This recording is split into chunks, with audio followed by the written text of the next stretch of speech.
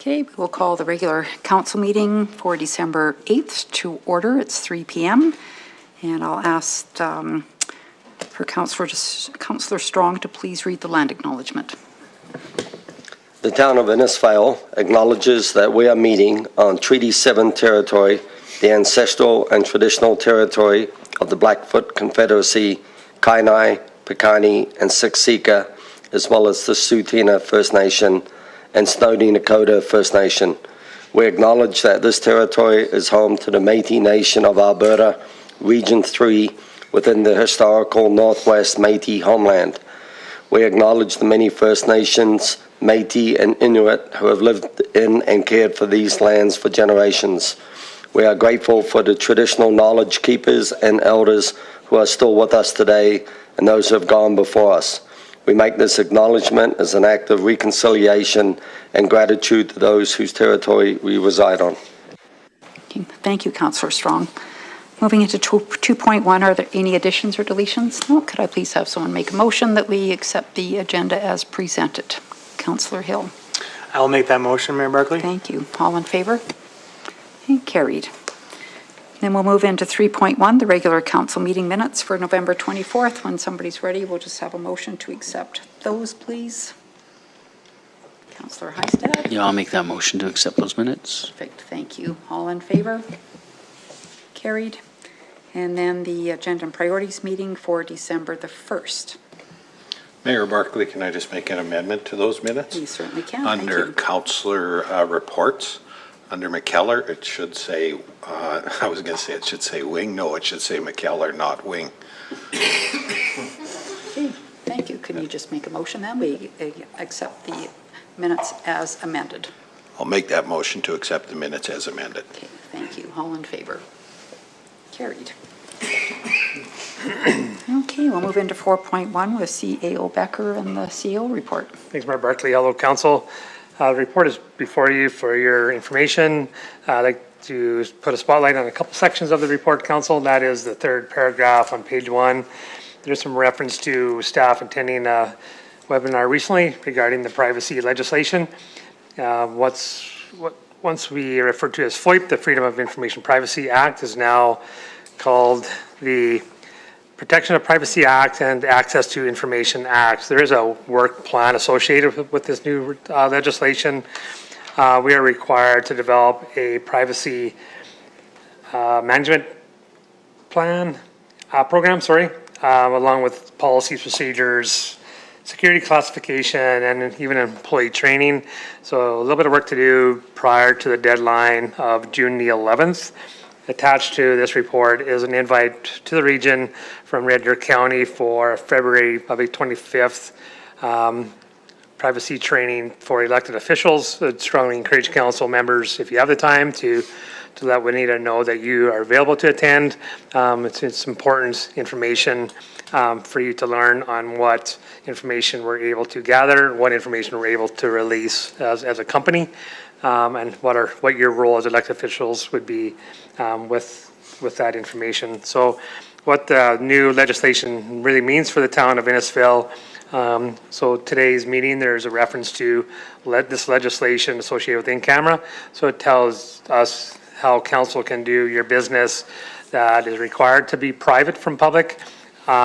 So within the acts, there's a list of things we can reference for you to do that deliberation, conversation, administration. We have well over 200 privacy-related requests from public per year, 200 to 300, and we largely smaller ones related to property, but there's the odd larger one. If there's something of large significance, we'd certainly inform council what that is, but really it's all the realm of council. Other areas associated with privacy is, of course, contracts, how we use public and private information, how we release it, and so forth. So it's really guided on how we conduct our business. So besides council taking training, administration will certainly up our game regarding how we manage privacy legislation and requests. The other piece on this report I'd like to put to you is on the second page associated with council's orientation training. As per the MGA, there's primary and secondary training required of council. From the CAO's perspective, council's achieved that training. Although you achieved a milestone in training, this does not mean you've started really your training. You're just about to start training. Your training requirements outside of legislation is quite significant. You'll see that in due time. So as we continue on as administration to provide you the information to help you with your role, but also if there's something of interest council may wish to seek more information on, you're certainly welcome to make that request. If you'd like to bring a policy in or a bylaw for review or a document, certainly present that to administration. We'll be happy to oblige with your request. So more things coming at your way, council, but from CO perspective, you've achieved the legislative requirements. With that, that's my report. All right, thank you, CEO Becker. Does anyone have any questions? Councillor Heistad. Yeah, no, I appreciate bringing up the Red Deer County training. I will put that down and I will email Juanita on it. I think it's interesting, the world that we're moving into, AI and what we should and what we shouldn't do in our roles, and not only for us as on the government's level, but at the administrative level. So I look forward to hearing more about it in the near future. Those are my comments. Thanks. Thanks.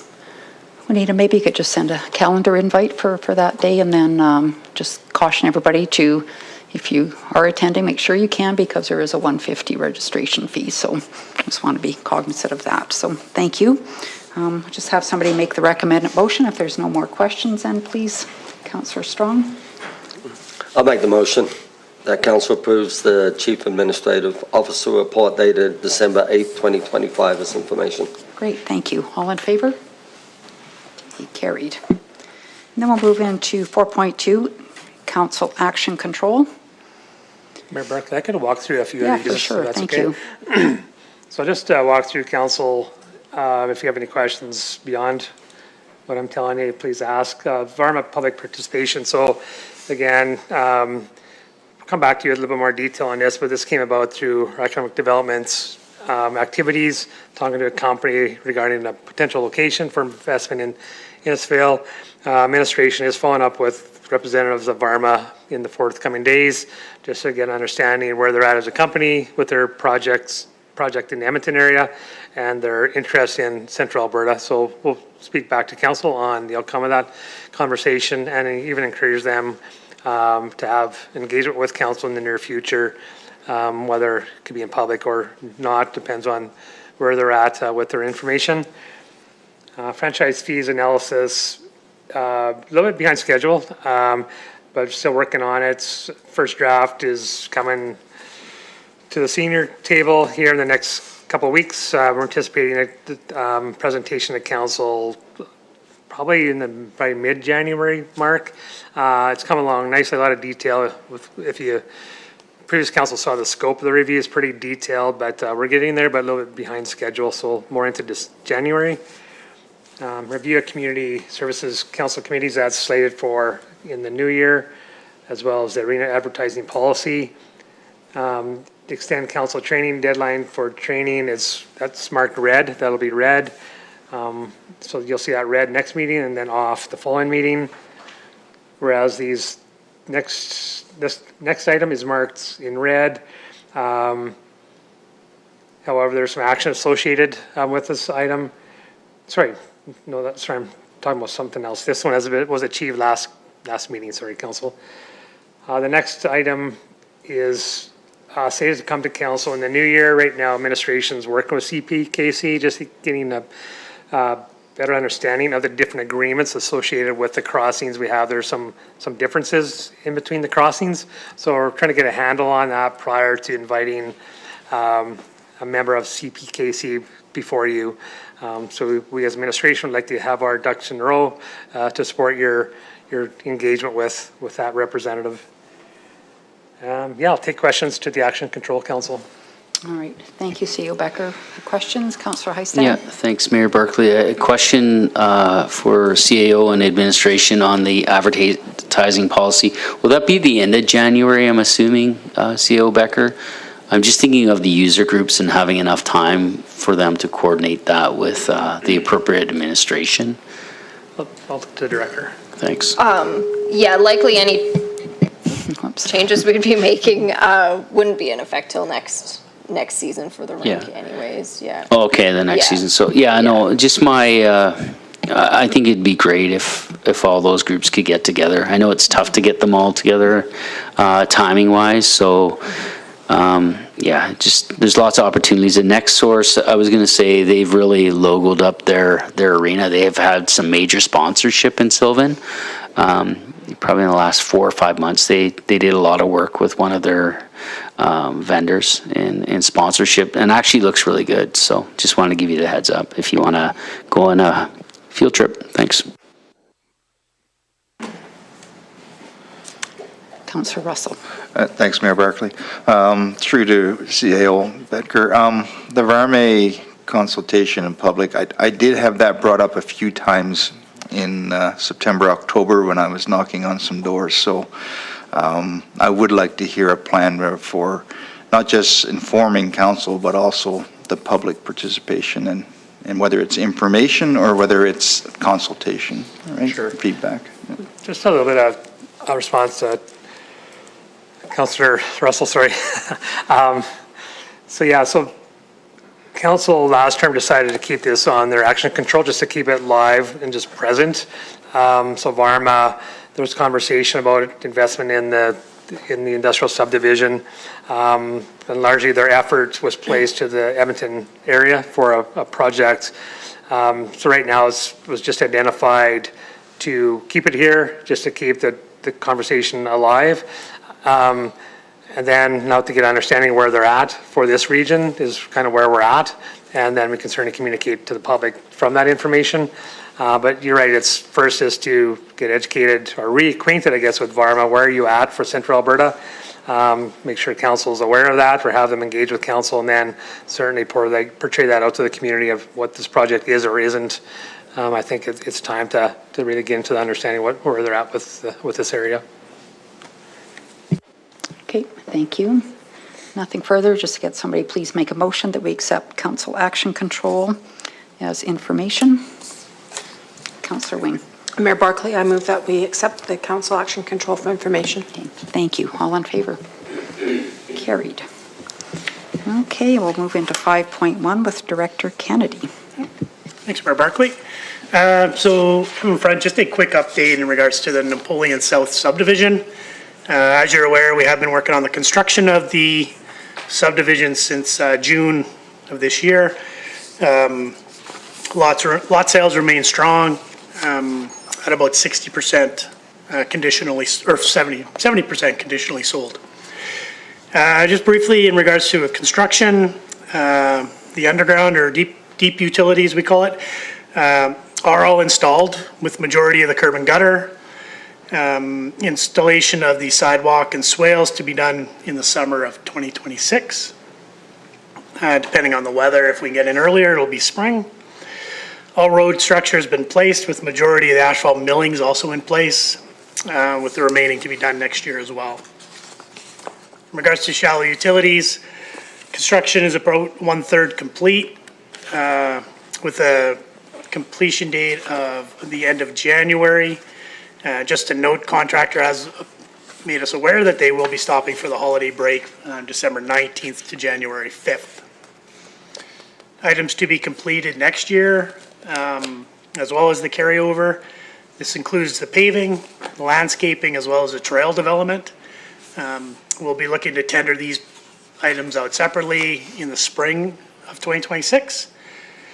Highway 54 improvements, we will monitor as the development builds out, but likely won't be required until 2027, but keep council up to date on that. So in regards to financials, so again, still looks beneficial in regards to the sales to complete the project within the strategy we have. We'll continue to update the involve.ca in regards to information on sales. All right, thank you, Director Kennedy. Does anybody have any questions about Napoleon South? No, then I just have someone make the recommended motion then, please. I'll make that motion, Mayor Barclay, that council accepts the report of Napoleon South Development as information. All right, thank you. All in favor? Carried, thanks. Okay, and we'll move into 2026 operating and capital budgets with Director Vickers. Thank you, Mayor Barclay. Yeah, so I am here today to present the 2026 operating capital budgets for Council's approval. The document before you reflects the full 3 days of deliberations that we held on the November 21st, 25th, and 26th, along with any of the final discussions that was held on the December 1st meeting that we had. We began the budget process by reviewing the town's budget objectives, which guided administration's approach throughout the deliberation process. These objectives center on supporting a growing community, maintaining strong and reliable services, and planning responsibly for the future. They provide a clear framework that helped us evaluate pressures, prioritize investments, and ensure alignment with the Council's long-term vision. At the start of deliberations, the preliminary budget showed a 1.59% tax increase. As we worked through the budget with Council, we refined our assumptions, reviewed any service levels, and identified some areas for adjustment. So that work between administration and Council reduced the projected increase to 0.27% by November 26th. And at that point, Council provided clear direction to administration to return with a fully balanced budget that achieved a 0% municipal tax rate. So that is what the budget before you fully reflects. To achieve that balanced budget without increasing the tax rate, we did identify several targeted reduction areas. These adjustments were made carefully to ensure that core service delivery would not be affected. They included reductions to the sidewalk program, Council's communication training, and various staff training budgets. We removed the concrete runner project, scaled back the Power of Place update, and reduced certain maintenance and contracted service area lines, and made some small operational refinements across the organization. We also identified some modest increases to specific non-tax revenue areas, and then collectively those changes brought in the budget in line with Council's direction, and it allowed us to deliver a fully balanced plan. The town's projected assessment for 2026 is just over $1.43 billion, and it represents a 7.1% increase from the previous year. During deliberations, there was lots of conversations with Council, and Council recognized that many property owners will already feel the impact of those higher assessed values. Along those lines, Council expressed a strong desire to avoid adding a municipal tax increase on top of rising assessments, and that was a significant factor in the decision to maintain a 0% tax rate for 2026. Once final assessments and the provincial education requisitions are confirmed early in the new year, Council will have the option, if the actual totals differ from those projections, to adjust the mill rate to achieve the same intended impact on our budget line. The 2026 budget does include some adjustments to both water and wastewater consumption rates.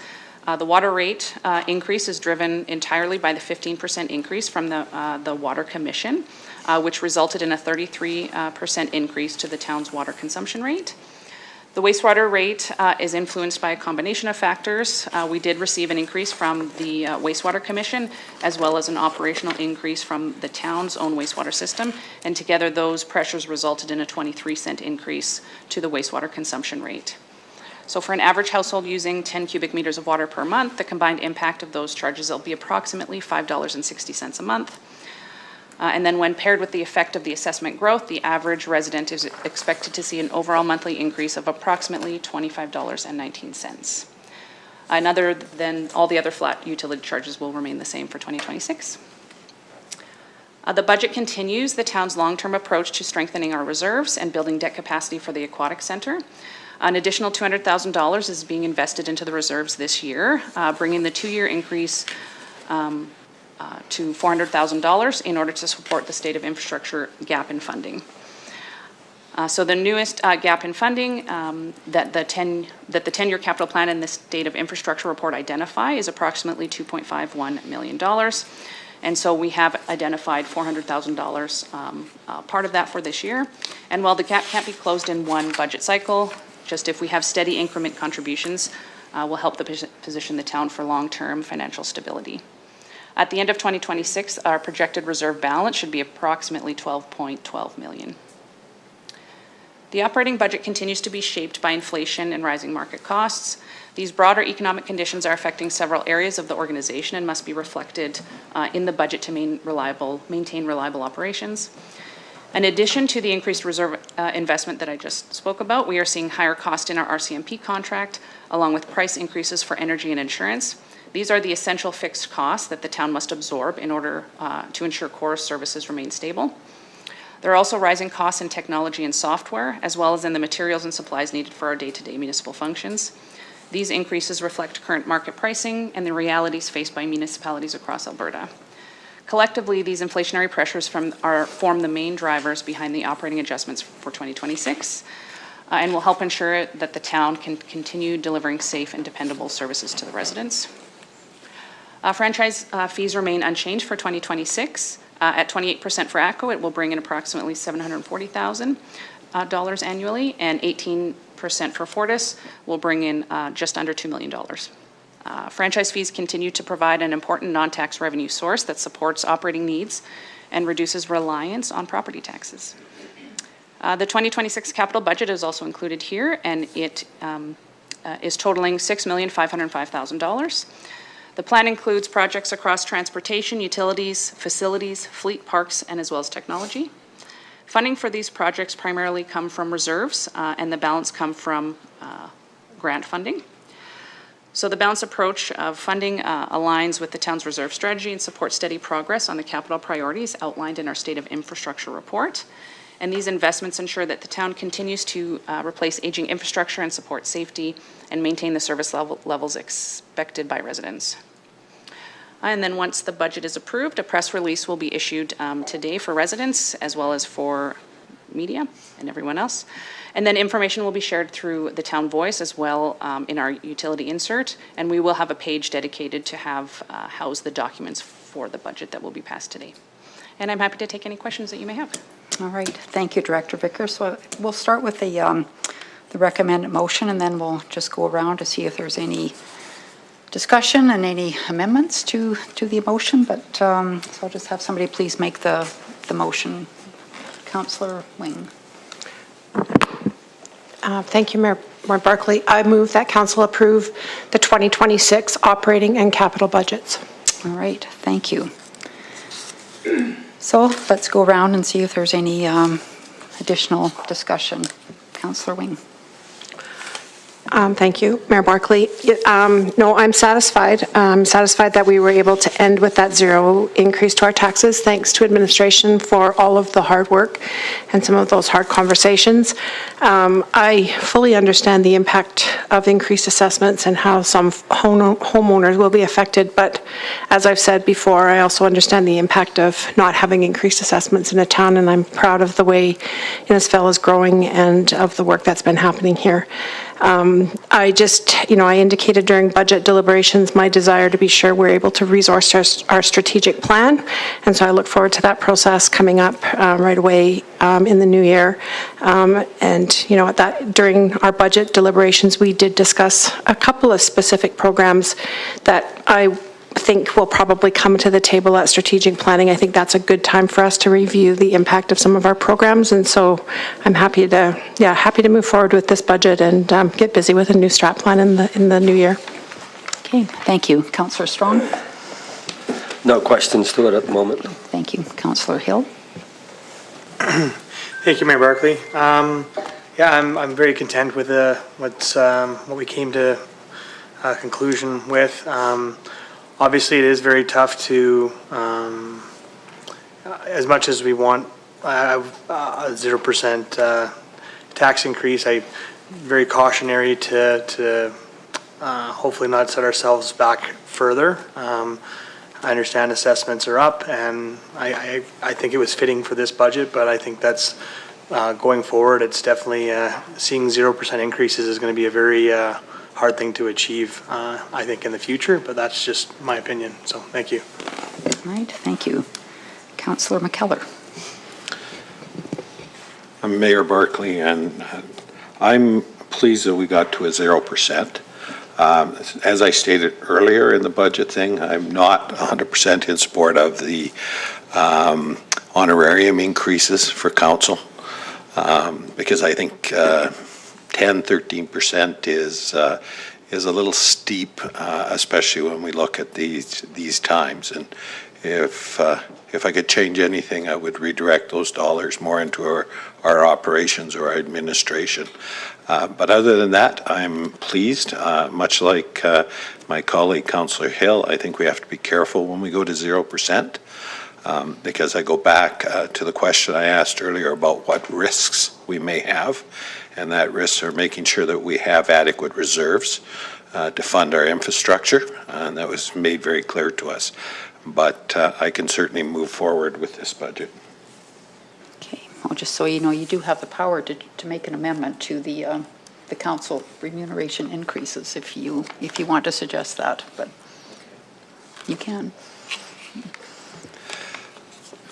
Mayor Barkley, then I'd like to amend the council increases not to the 10%, I believe it is, but to the 4% for this period. Okay. All right. So let's have a discussion about that then. Well, we'll keep going with Do you want me, just Yeah. general comments overall on the budget, Yeah. and then we'll come back Yes. to Yeah, for sure, please. Councillor McKellar's amendment? I too am pleased. I echo a lot of the comments made by other councillors at the table. I mean, the increased assessment is what allowed us to keep it at 0% this year. And I think the caution is that that's the only reason why we were able to get it down to that 0%. In years where we don't have that significant increase in assessment, it would be difficult to have a balanced budget, maintaining all the services we want to maintain without having some form of tax increase. But I'm glad we were able to get it down to 0. I do understand there still will be some impact on residents in terms of their increased assessment and costs associated with that. But I am pleased that we were able to not add to that assessment increase to balance the budget. Okay, thank you very much, Councillor Russell. And Councillor Heistad. Thanks. I think all my council colleagues have covered everything, but I think the big thing for us coming into January is this strat plan and looking at our assets and seeing where we go the next year with our budget and making sure that we're doing our best for, the community. So thanks, Mayor Barkley. All right, thank you. Well, then let's go back to CouncillorMcKellar then. And I think the increase was more than that, was it not? Can you remind us? Mayor Barkley, so the increase was different for mayor and council. I believe mayor, it was 12%, and council, mayor was 10, council was 12, but the overall increase was just over $18,000. Okay. All right. So Councillor McKellar has put forward a suggestion of 4% across the board. Councillor Russell. Yeah, and I appreciate Councillor McKellar's concern. I too had some concerns when I saw the percentage increase, but from what I understand, and I'll direct this through to administration, it was based on data that you had gathered from surrounding councils that we are very low in terms of the compensation for council. And this by no means brings us up anywhere near the top, still brings us only mid-pack, I believe. But I'd like a bit more detail on that before I make a decision on what's on the table here. Okay, so Director Vickers, could you just remind, because I think it was going to take 6 years to get to 50th Mayor Barkley, through to percentile. Councillor Russell and the rest of council. So through the work of the Council Remuneration Committee, they did deem that you guys were not at that 50% area, and you were actually more in the lower quartile compared to your co-partners, I guess, your peers. So in order to get you up to that 50th percentile mark, it was a 6-year plan to get you there. So this is only step 1 of 6 more years to kind of get up to that 50th percentile mark. Mayor Barkley, follow-up question. Where would this increase for this year bring us in terms of how far up the ladder would that bring this council? I don't have the exact percentage right now, but it would roughly be 5-ish% more to where you were, so maybe you're at the 30 percentile mark. Okay, thank you. Councillor Heistad. Yeah, no, I appreciate Councillor McKellar bringing this forward as a discussion point. I believe what the committee had done with the previous council was trying to get us, getting us up to, I was going to say industry standards, but looking at our colleagues across the province with the data that they had received from the municipal council. So I believe, and I believe the recommendation from the remuneration committee was fair. And, through the 6 years, it's going to get us, we're not going to be there. Innisfail's always been at the lower percent, that 50% percentile in remuneration across the province. And I believe that, they did a good job with the report itself. We sit around this table, there's a lot of skill here. And this is how I'm going to put it. There's a lot of individuals that have a lot of skill. It takes time and energy to build that capacity within these roles. I think what our committee presented to us was fair. So I'll vote against that amendment. Thanks. Thank you, Councillor Heistad. Anybody else want to jump in? Councillor Hill? Yes, just to be fair, to address the motion or the amended motion.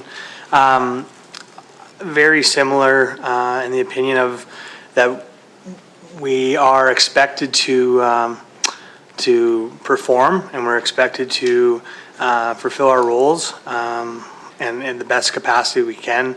And I think that when you have an outside third party remuneration committee making recommendations, I think that they should be taken serious. And I think if we were at a point where we weren't at the 50% off, it was a very large increase. Yes, I understand percentage-wise it is quite a bit, but it's also bridging that gap. And I think that bridging that gap to get to that middle of the pack over 6 years is still a very reasonable request. And I also would vote against the amendment. Thank you. Anybody else? Are you going to go? I'll go ahead. Councillor Wing. Okay. I'm still formulating mine. Okay. Okay, thank you. Yes, I believe that when we discussed this particular item in our budget deliberations, we did talk then about the work of the committee and the fact that we have committees bringing recommendations to council all the time.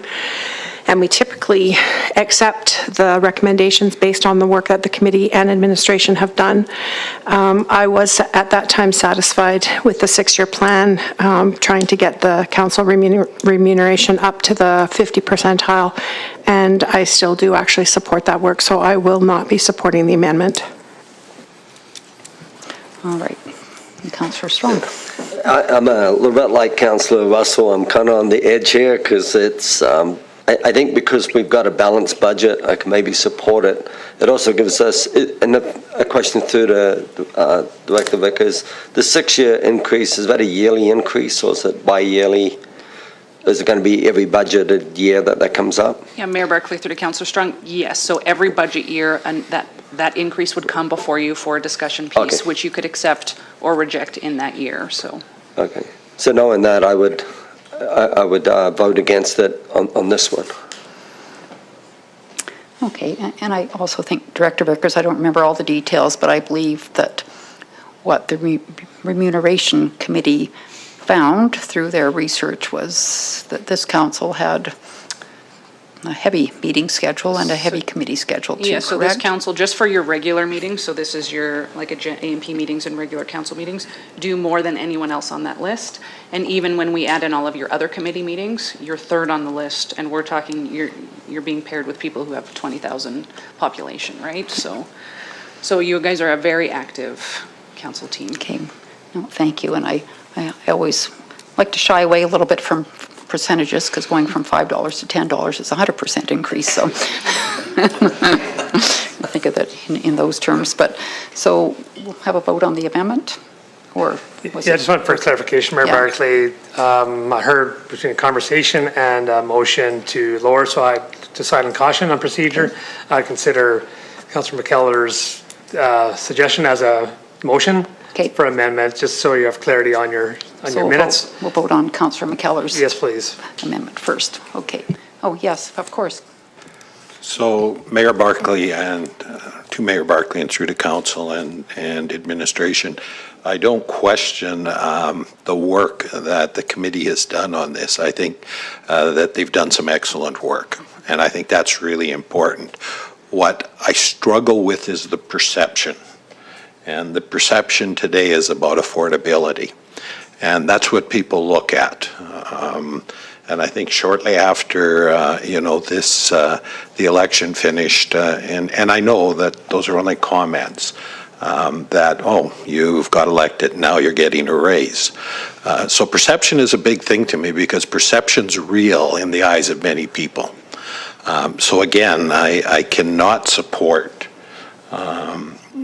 this increase, but I do respect the position of my colleagues here at the table. Okay, no, thank you, Councillor McKellar. So we have a motion to amend the councillor remuneration. So I'll ask all in favor of that amendment. Are you in favor of the amendment? Okay, so Councillor Russell and McKellar, and then opposed? Okay, and then we'll go back to the operating capital budgets and the recommended motion to approve those as presented today. Just need a motion for that, please. Oh, she did. You're right. Sorry. So long ago, I forgot. No, I'm just kidding. Okay, so we have a motion to approve the operating capital budgets. All in favor? All right, carried. Okay, thank you. All right, and we'll move into 6.2, the rates and fees bylaw.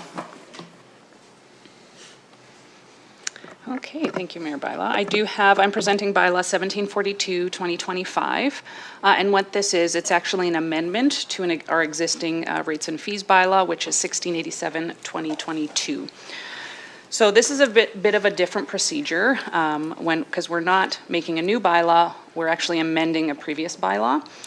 So when a council adopts a bylaw, such as the rates and fees bylaw, it becomes kind of a standalone parent bylaw. And under the MGA, once a bylaw has been passed, council is actually not allowed to change any part of it simply by a resolution or by any type of administrative update. The MGA is very clear on this, and then Section 191 states that a council may amend or repeal a bylaw only by passing another bylaw.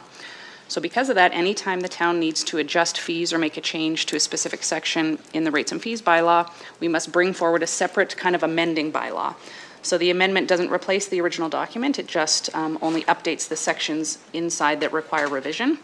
This is the same process that we use for the land use bylaw. So the land use bylaw has been amended many times over the years, and each amendment is passed through its own bylaw.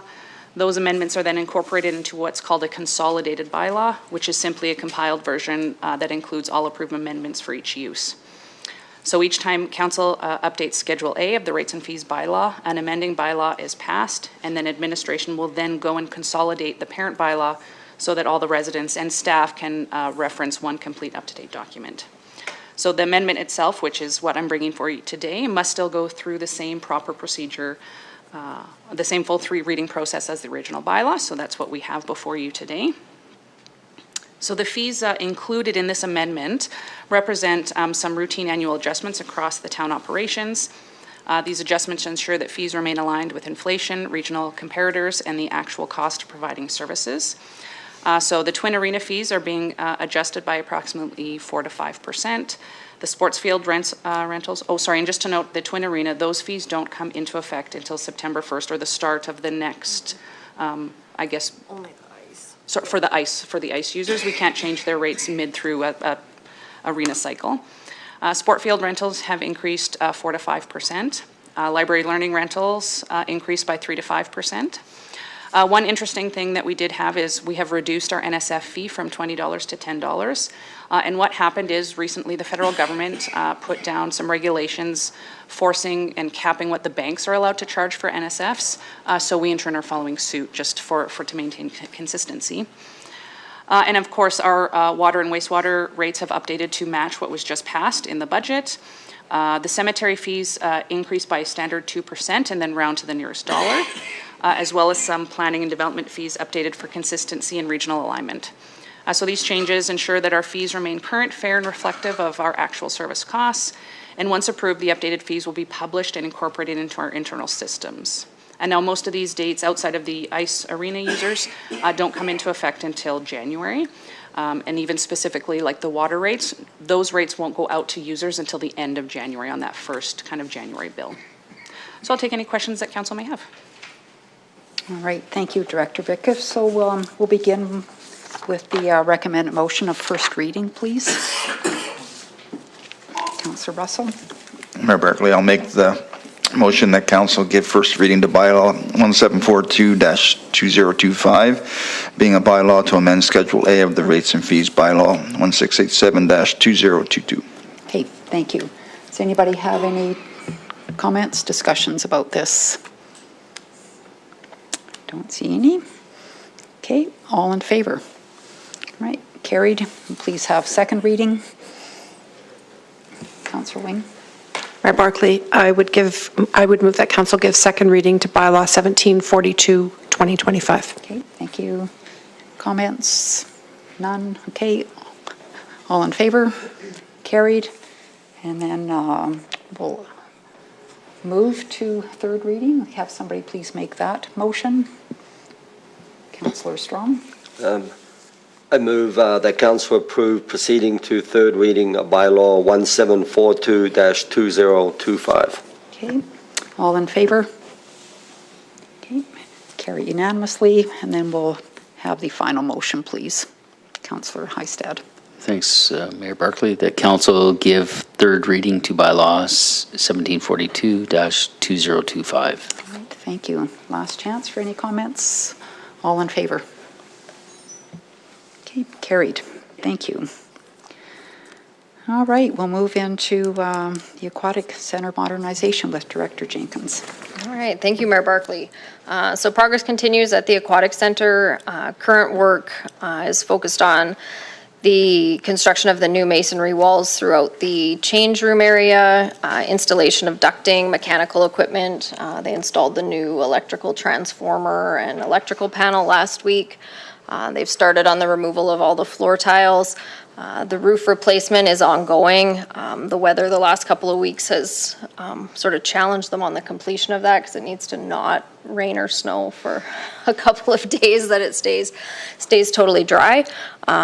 Next steps include the installation of the new hot tub mechanical and the backflow tank for that, as well as the interior cladding, and we will be getting into painting even early in the new year. Project remains on time and within budget. Throughout the demolition, we haven't had any major unforeseens come up. The largest one sort of being the spray foam on the exterior and the sort of the adjustments they've had to make around that, as well as just the increased time for the removal of all of that spray foam. To date, the impacts of tariffs has not been as large as we had anticipated, particularly on a lot of that large mechanical equipment. We're still waiting to see, as there are some smaller items, the partitions, lockers, some of those things. We have started looking at our planning for reopening. We're looking to be advertising for the rehire and hiring of new staff sort of in late February, around the same time we start looking for summer students, to allow us time for training and scheduling. Once we have a reopen date, we'll be able to refine that a little bit, as we will be looking to bring people back sort of 3 to 4 weeks early to start doing that training and onboarding.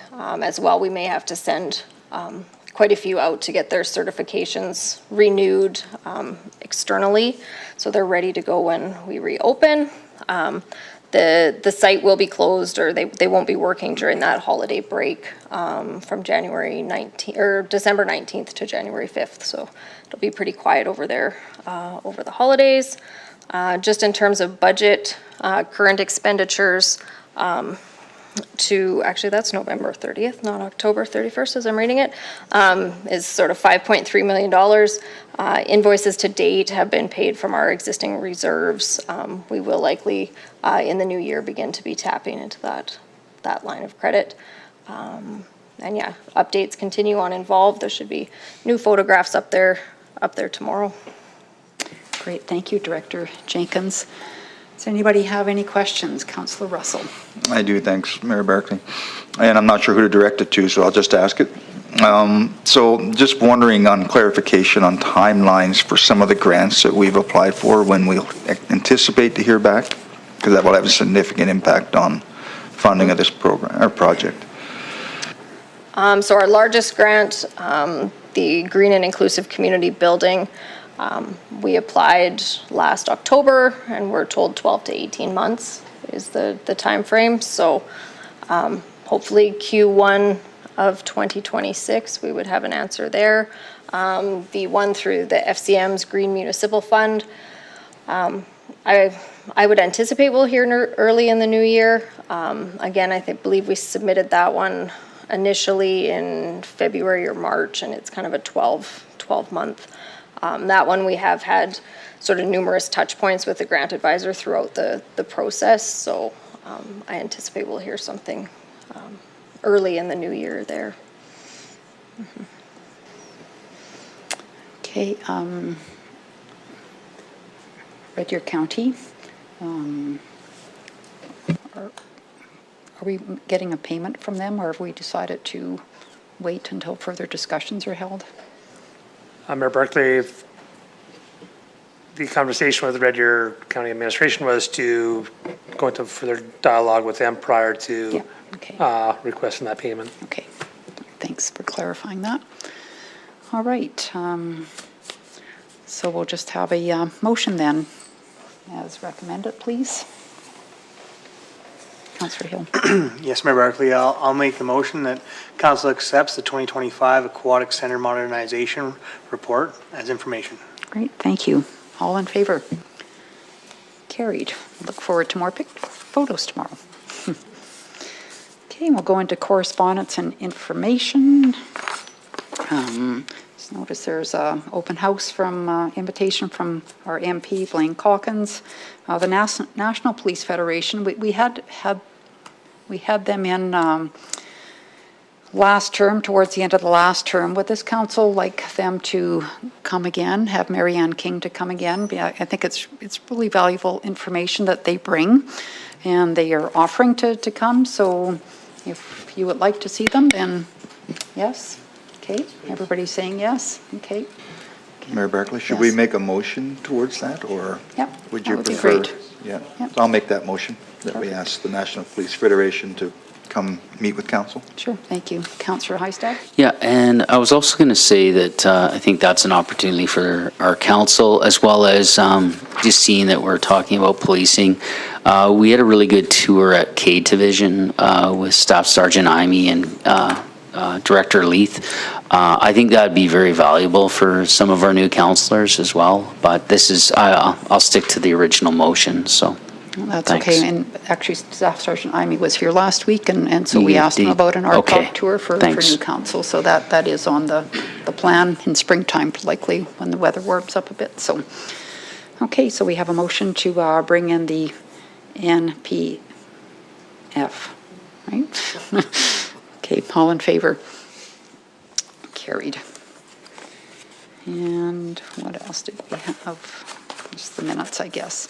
Okay, so we'll just have a motion, please, that we accept the correspondence as information.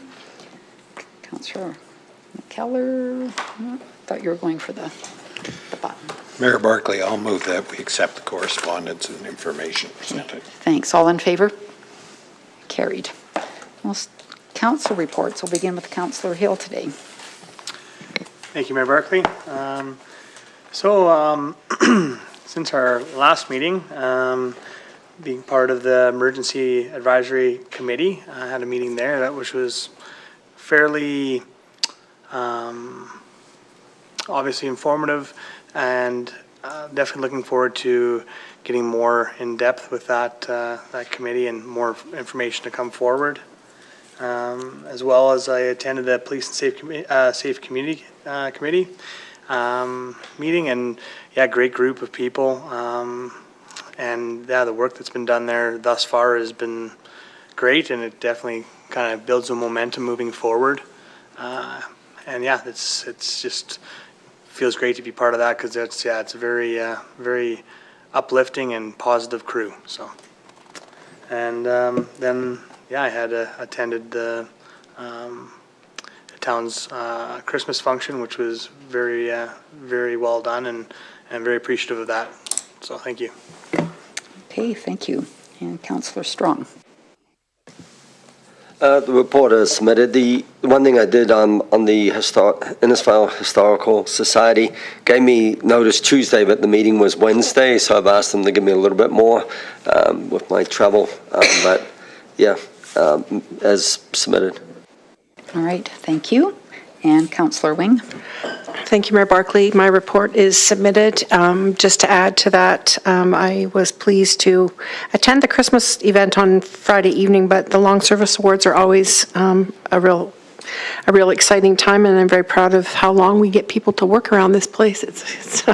That's kudos to everybody. And then countdown to Christmas, man, it was a busy day in Innisfail on Saturday. So thanks to everybody that was involved with the charity check stop, as well as all the other activities. Thanks.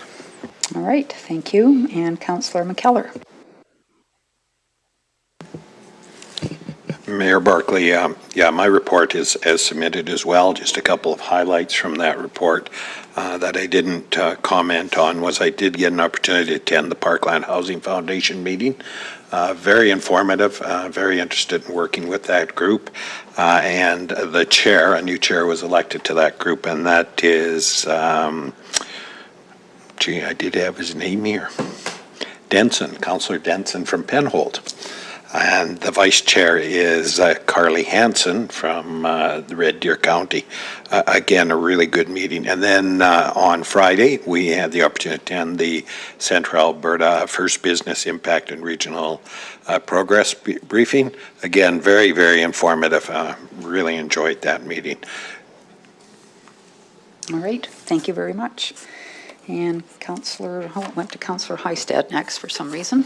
I'm just going down the list here. Mayor Barkley, I was away this past week, so I did not submit a report on Thursday. Okay. Thanks. Thank you. Councillor Russell.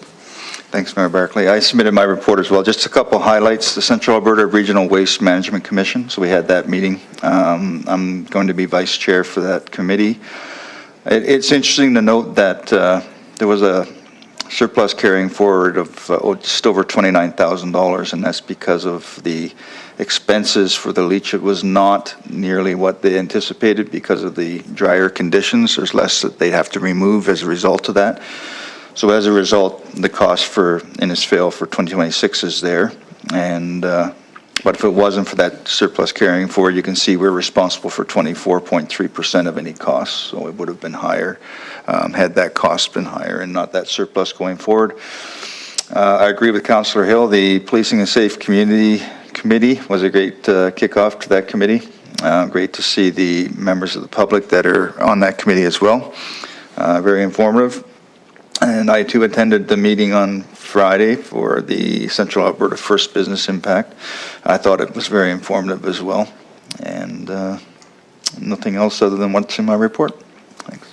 All right, thank you very much. And my report is submitted. A few things, of course, were after I submitted the report, but did have a meeting with the Minister of Municipal Affairs Friday. Very engaging. We'll follow up and we'll share more with that. Just kind of get things in order and follow up to him with some more information from Innisfail. So spoke about the State of Infrastructure report and you know, here to work together and work collaboratively and find some solutions for the financial pressures, of course, that everyone is facing. Also, Saturday, had a great time at the Kids Only Secret Shopping event. There was 246 kiddos that came to choose gifts at the library. Councillor McKellar was also there, and it was a fun time and lots of happy kids, of course.